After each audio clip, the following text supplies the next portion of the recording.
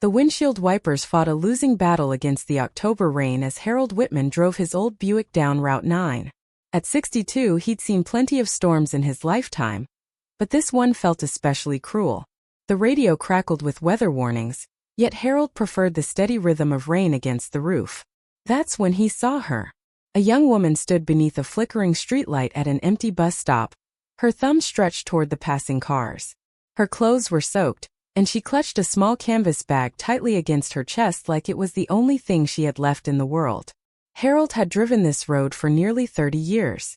First as a husband hurrying home to dinner with his wife Margaret and their boys, and now as a widower with no reason to rush back to an empty house.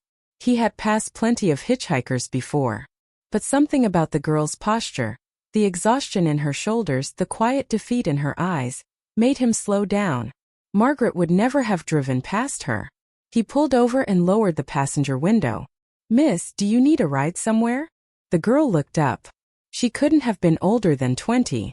Rain clung to her dark hair, and despite her expensive-looking coat, she looked completely lost. "I don't want to be a problem," she said softly. "You're no problem at all," Harold replied. "Get in before this rain freezes you solid." For the first few miles they drove in silence.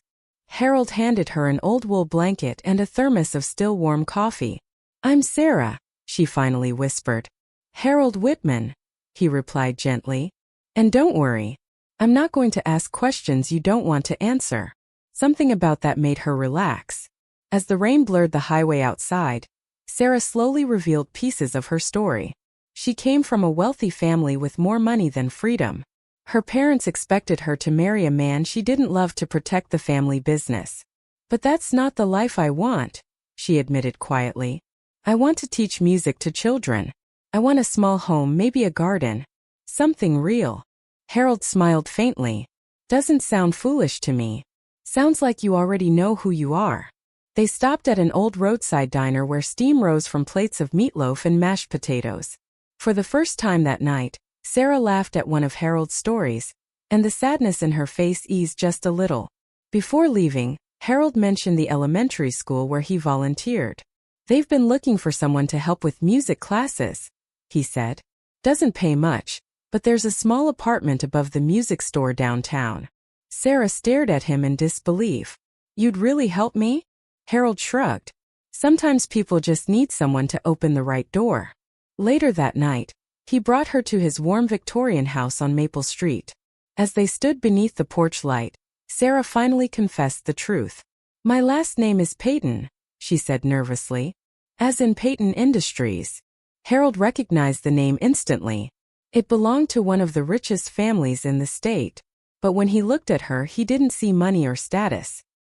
He only saw a frightened young woman trying to find her own life. "Well," he said with a small smile, "I guess that makes tonight even more interesting." 3 months later, Harold sat proudly in the front row of the elementary school auditorium, while Sarah led a group of second graders through a cheerful song on the piano. She looked happier than she ever had that rainy night on Route 9. After the performance, Sarah hugged him tightly. "Thank you," she whispered. "You gave me the first real choice anyone ever gave me." Harold felt his chest tighten as he thought about Margaret. She would have loved this girl. Outside, the first snow of winter drifted quietly through the night as the two friends walked toward Harold's car together. Sometimes the smallest acts of kindness become the moments that change two lives forever.